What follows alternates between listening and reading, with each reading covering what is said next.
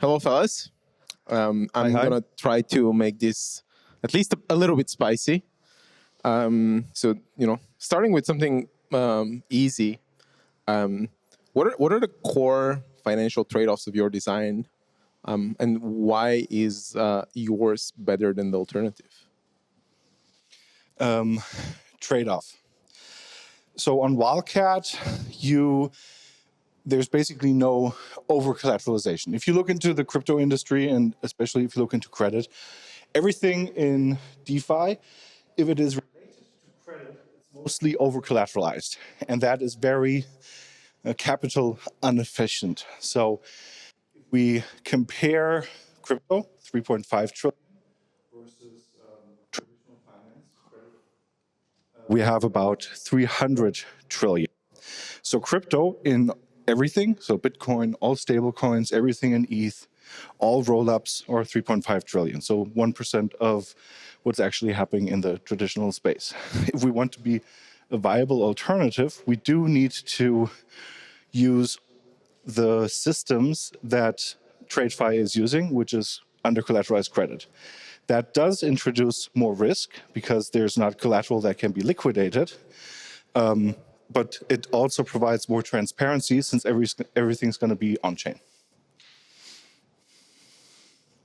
All right, so I guess in that similar vein, ViFi seeks to, let's say, synthetically represent tail-end currencies where like US is the USDC and USDC yield-related currencies are on the back end. But what you realize if you try to synthetically create these currencies at what the emerging market banks would say they are technically overvalued. And if you were to collateralize at that ratio, it's almost like over-collateralized, which is capital inefficient. And we create a mechanism in which it's almost like you could price in the DPEG. You could, from a market-driven approach, figure out how much that currency is overvalued. And that leads to the market being able to price in what that local currency could be worth from an emerging market perspective. And where we create like novelty is that the LPs and the liquidity is single-sided. It's only on the US side. So they're not taking collateral risk in holding like a Kenyan shilling or Colombian peso. But we allow them to expose holding the exposure of this local currency. And the novel way in which we backstop that is that it's like a long-term bet that these currencies are going to inflate over time. So, I'm sorry, that sounds like FX gambling to me. that's literally what holding emerging market currencies are. Doesn't sound like too safe, man. Okay, Andreas, I actually wanted to dive in a bit. Like, so, in essence, I imagine there is sort of like a facilitator that onboards the under-collateralized exposure. Like, how does the incentive structure around that look like, right? Like, how do I make sure that I don't enter adverse selection and like somebody's just like onboarding whoever they can find just to like increase numbers? Like are they first loss capital? Like, how does that work? So we take a very objective role in determining who can be onboarded and who cannot be onboarded. The one thing that we do make sure is if this is actual a legal entity and if all of the KYB documents are in order and if they make sense, similar to whatever this company would also need to get onboarded to a centralized exchange. If those documents are sound, that's good enough reason for us to onboard him. Now, in terms of like risk and underwriting, like Wildcat does not underwrite the credits that are being asked for on the platform. You can imagine us as a Tinder for private credit or a Craigslist for private credit. Every borrower on our platform can create their own credit markets, and they specify what type of credit they want. They specify what money, like USDC, USDT, do they want to have wrapped ETH? They determine how much. They determine under which rates, APR. They determine what the withdrawal cycles are. They determine if it's a fixed-term market, if it's an open-term market. They present themselves and make the market interesting for lenders to deposit money into. If it's not interesting for the lenders, they don't deposit money into it. if the company does not, like if nobody knows the company that creates the market and there's no online presence of them, people won't put money into the market. If the borrower does not present him in a way to be sexy or to be interesting for the lenders, they won't put money into the market. So it's all basically on the side of the borrower to present his case, make sure that it is interesting for lenders to deposit money into. And this can be by either providing a sufficient use case that makes sense, which then also decreases the risk for the lender to default because the business model is something that makes sense. It could be that the borrower is so big and known that if that borrower would default, then losing my money is the least amount of risk that would happen generally because they're just so big. It could be that they provide additional documents, additional capital off-chain or some legal agreement, master loan agreements, etc. Or it could also be just the possibility for the lender to reach out to them and understand what they're doing a little bit more. So we provide all of those, possibilities for the borrower to present them, but also working with other protocols out there that focus on credit risks. There have been protocols out there like Keyring or Accountable that deal with credit risks and understanding of how stablecoins actually work or how the credit actually works in the company profiles. And I do assume, since private credit is something that is going to increase over the next couple of years more and more, that we will have more on-chain information for those borrowers that gives them more and more, a risk profile for lenders to understand. Okay, sounds like typical banking. I can basically take credit if I prove I don't need it. If you what? If I prove I don't need it. If you don't need it? As in, like, if I prove I have like assets off chain. Yes. Okay. Yes.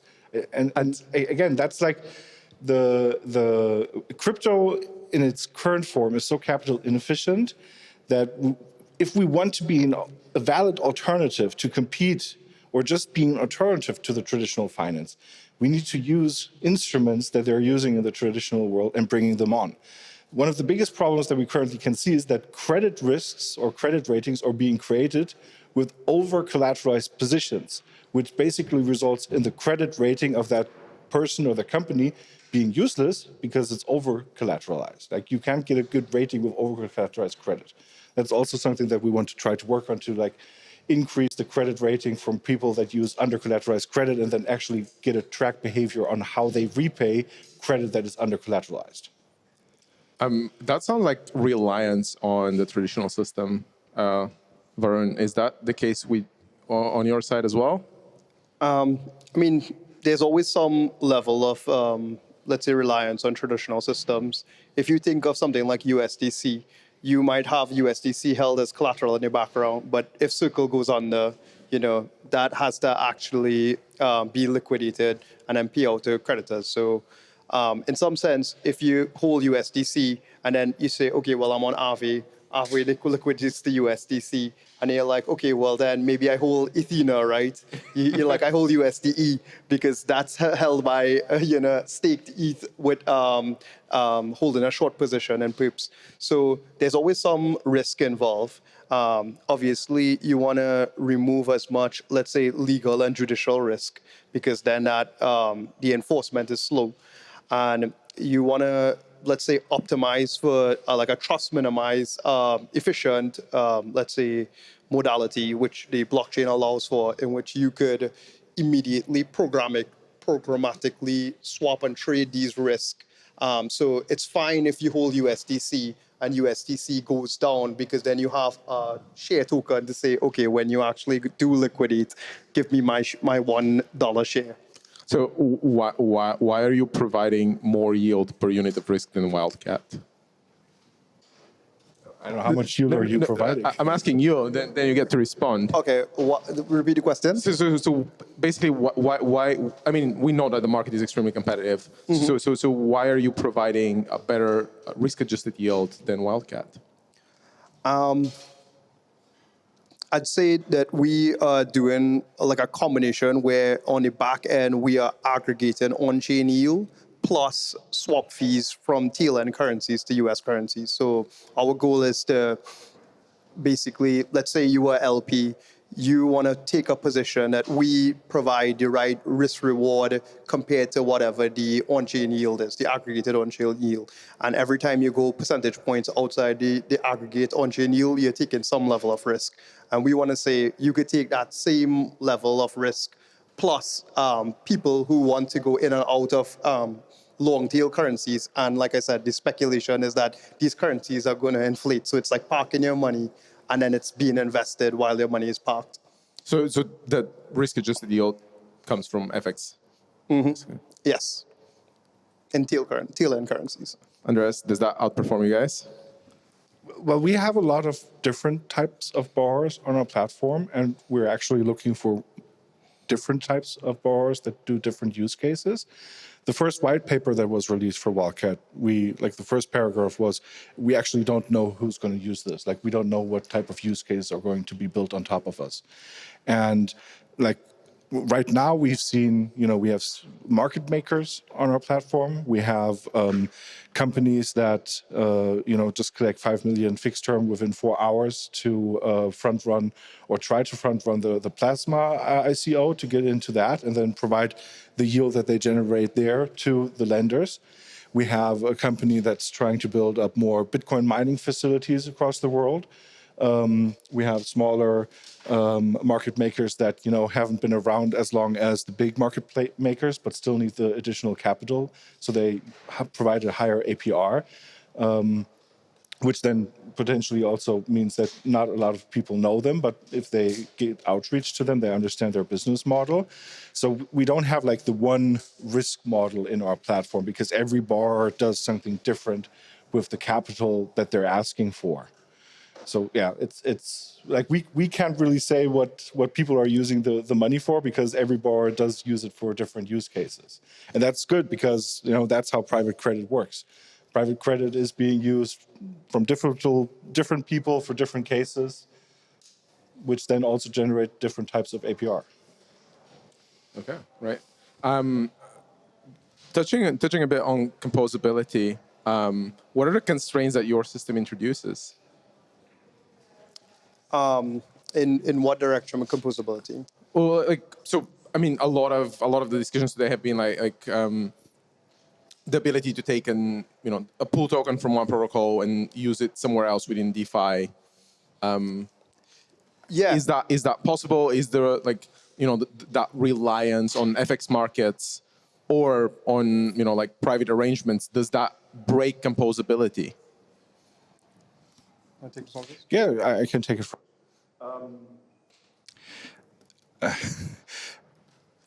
It depends on what the borrower defines. So since we do give the power to the borrower, they could define a full restriction of the market, which means that if a lender deposits money into the market, the debt token that they do get in return are, for example, not transferable. So that's basically just I owe you something, please don't move it somewhere, that's the only one.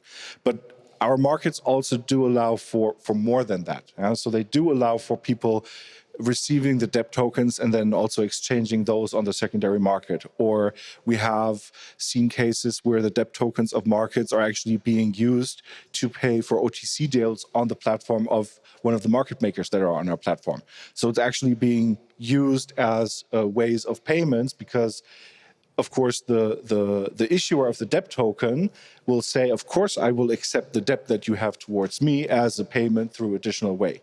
But there are also, other scenarios that we see coming where you can use the debt that is being issued by Wildcat markets as additional collateral for other credit protocols out there, Euler or Aave, depending on, if they accept the pools that you can create and then provide that credit. Yeah, to answer your question about the composability, especially with things like LP tokens, which are super abstract, there's a concept of net asset value when respect to the LP tokens.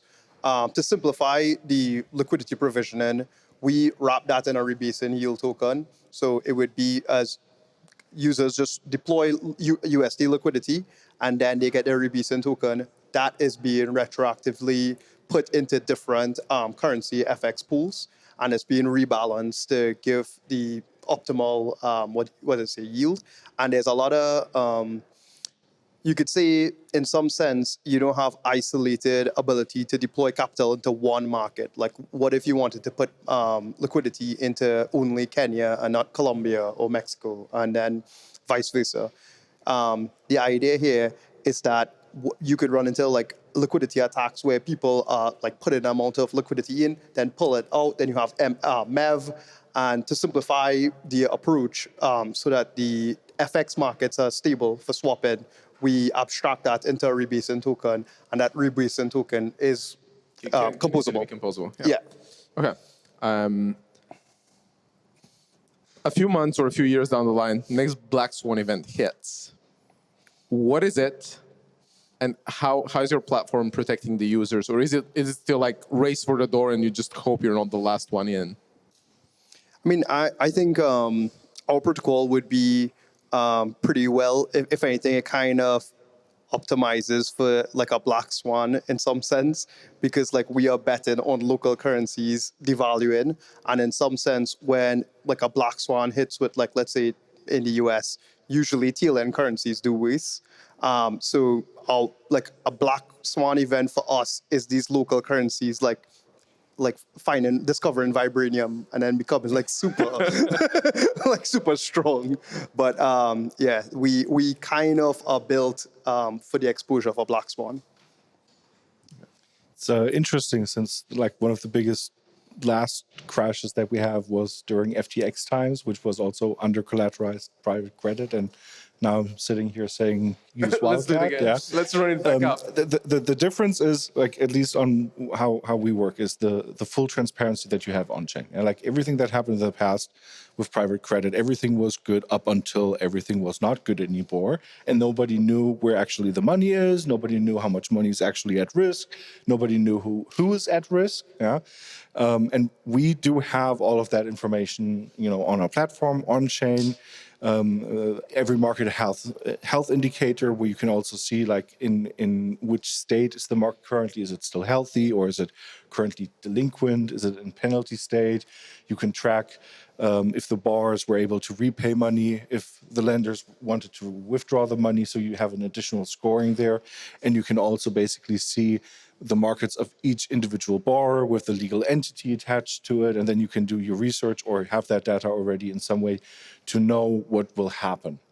In terms of like Black Swan, and if I mean, we all saw the letter signed by Kyle saying like we're good for the money. That's true, but it was like a letter on a piece of paper without anything on chain that you can actually track, without any analytics of where the money is going or how many lenders were actually exposed in some way, and everything. All of that wrapped out afterwards when it was already too late. There were like no indications that something will happen, and I'm pretty sure something will happen in future again. The question is, will this additional transparency that we provide result in a better management of this? Like, defaults will happen in the future. Crashes will happen in the future. The only power that we have, since we have the blockchain, is to provide more transparency on it so that we can move and react in a way that nobody loses all of their money, or worse. That sounds hopeful. It's managed fallout. Yes. It's a soft landing. Well, on that soft landing, thank you everyone for being here. Thank you guys for joining me. Thank you. All right, thank you very much.